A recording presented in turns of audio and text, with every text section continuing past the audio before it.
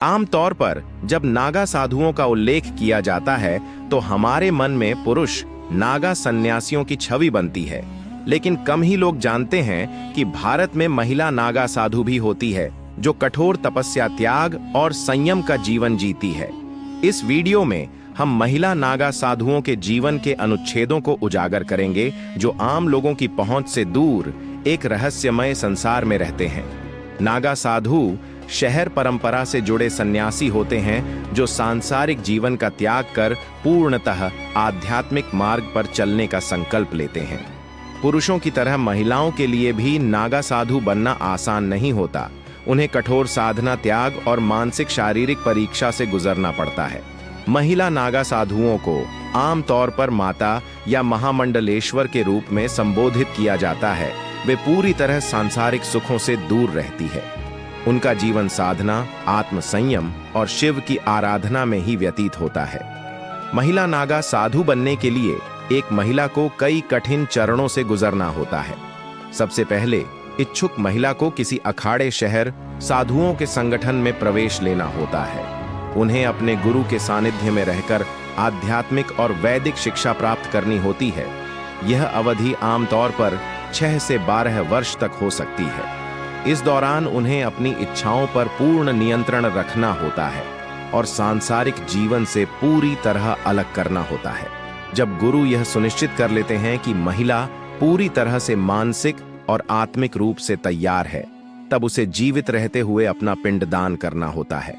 पिंडदान एक ऐसी प्रक्रिया है जो आमतौर पर मृत्यु के बाद किसी व्यक्ति के लिए की जाती है, लेकिन नागा साधु बनने से पहले साधु अपने ही नाम से पिंडदान कर अपने पूर्व जीवन से पूर्ण डांटा तोड़ ले। इसके बाद महिला नागा साधुओं का सर मुंडन किया जाता है, जो उसके सांसारिक मोह के पूर्ण अंत का प्रतीक होता है।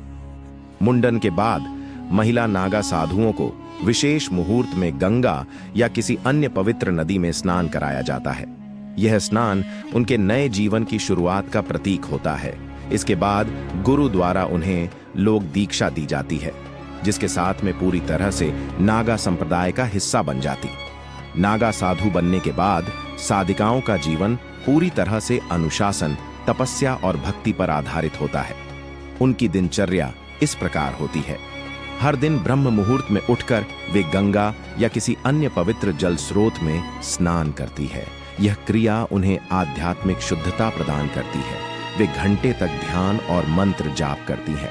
उनकी साधना का मुख्य उद्देश्य आत्म साक्षात्कार और मोक्ष प्राप्ति होता है। वह बहुत ही कम भोजन ग्रहण करती हैं और अधिकतर भिक्षा पर निर्भर रहती है। उनका आहार सात्विक और अत्यंत सीमित होता है। वे सामान्य समाज से दूरी बनाकर रहती हैं और केवल धार्मिक अनुष्ठानों के दौरान सार्वजनिक रूप से दिखाई देती है। महिला नागा साधु पुरुष नागा साधुओं की तरह पूर्णता नग्न नहीं होती। वे भगवा वस्त्र धारण करती है और शरीर पर भस्म यानी राख का लेप करती है।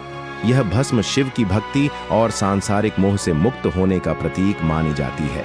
वे माथे पर तिलक भी लगती हैं, जो उनकी धार्मिक पहचान को दर्शाता है। क्या महिला नागा साधु संभोग कर सकती है? यह एक विवादास्पद प्रश्न है, लेकिन इसका उत्तर नहीं है। महिला नागा साधु बनने के लिए ब्रह्मचर्य की कठोरता शपथ लेनी होती है। यह शपथ आजन्म ब्रह्मचर्य का पालन करने की होती है, जिसका अर्थ है कि वह यौन संबंध या किसी भी प्रकार के सांसारिक आकर्षण से पूरी तरह मुक्त रहती है। अगर कोई साधिका इस नियम को तोड़ती है तो उसे अखाड़े से निष्कासित कर दिया जाता है। वह कुंभ मेले जैसे महत्वपूर्ण धार्मिक आयोजनों में भाग लेती है, जहां वे अपने आध्यात्मिक ज्ञान और अनुभवों को साझा करती है। कुंभ मेले में नागा साधुओं का शाही स्नान एक प्रमुख आकर्षण होता है, जिसमें महिला नागा साधु भी भाग लेती है। महिला नागा साधुओं का जीवन सामान्य जीवन से पूर्णतया भिन्न और अत्यंत कठिन होता है। वह एक ऐसे मार्ग पर चलती है जहां सांसारिक मोह, भोग और आकर्षण के लिए कोई स्थान नहीं होता। उनका उद्देश्य केवल आध्यात्मिक उत्थान और मोक्ष की प्राप्ति होता है। वे एक अनदेखी दुनिया की प्रतिनिधि है, जो समाज से दूर रहकर भी आध्यात्मिक शक्ति का केंद्र होती है। इस वीडियो के माध्यम से हमने महिला नागा साधुओं के रहस्यमय और कठिन जीवन को समझने का प्रयास किया। यह विषय न केवल भारतीय आध्यात्मिकता का एक महत्वपूर्ण हिस्सा है, बल्कि यह बताता है कि साधना और त्याग का मार्ग कितना कठिन है। वीडियो अच्छी लगी हो कृपया लाइक करें, सब्सक्राइब करें और शेयर करें। हर हर महादेव।